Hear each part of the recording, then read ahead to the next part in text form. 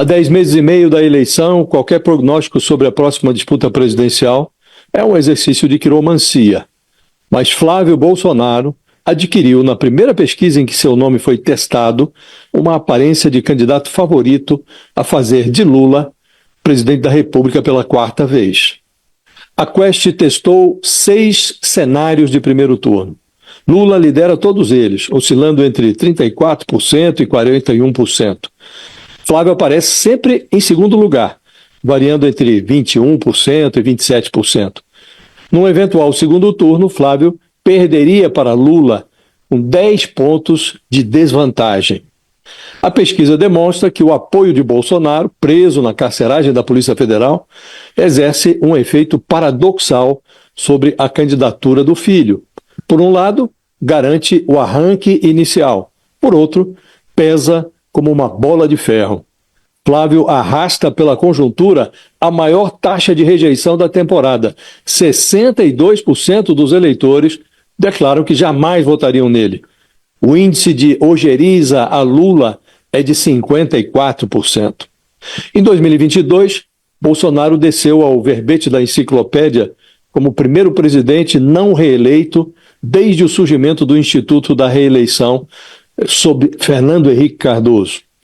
Bolsonaro foi despachado mais cedo para casa, mesmo trotando a máquina governamental. Mantendo-se na disputa, Flávio pulveriza a direita, dificultando a passagem de conservadores mais leves para o segundo turno, e tende a enfrentar um adversário ainda mais duro de roer. Dessa vez, é Lula quem cavalga a estrutura governamental. Qualquer prognóstico sobre a disputa é um exercício de quiromancia, mas o Flávio Bolsonaro, nessa primeira pesquisa, ele aparece ali, ele ganha uma aparência de candidato favorito a fazer do Lula o próximo presidente da República pela quarta vez.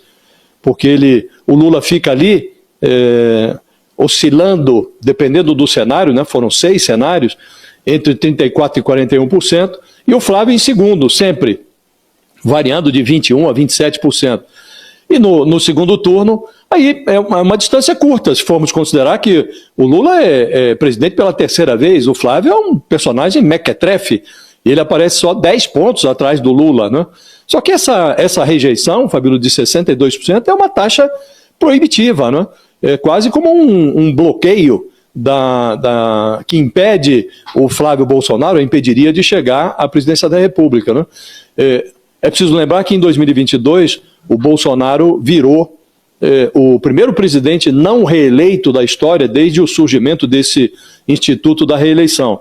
E ele foi despachado mais cedo para casa, a despeito de estar naquela ocasião trotando a máquina governamental. Se o Flávio Bolsonaro se mantém na disputa, ele pulveriza a direita, ele inibe a entrada em cena no jogo federal do Tarcísio de Freitas e, na prática, ele vai encontrar agora, em 2026, um Lula mais duro de roer do que aquele de 2022, que foi com o qual o pai dele lidou e perdeu. Porque agora, dessa vez, é o Lula que está cavalgando a máquina do governo. Então, lá atrás, o Bolsonaro perdeu, mas o Lula, com os resultados que obteve, a despeito da avaliação precária, se ele tem do outro lado um sobrenome Bolsonaro, o filho em vez do pai e com a máquina na mão, é muito difícil ele perder uma eleição como essa, né? E é preciso ver que jogo vão jogar os demais, as alternativas de direita. Todo mundo é mais leve do que o Flávio no segundo turno.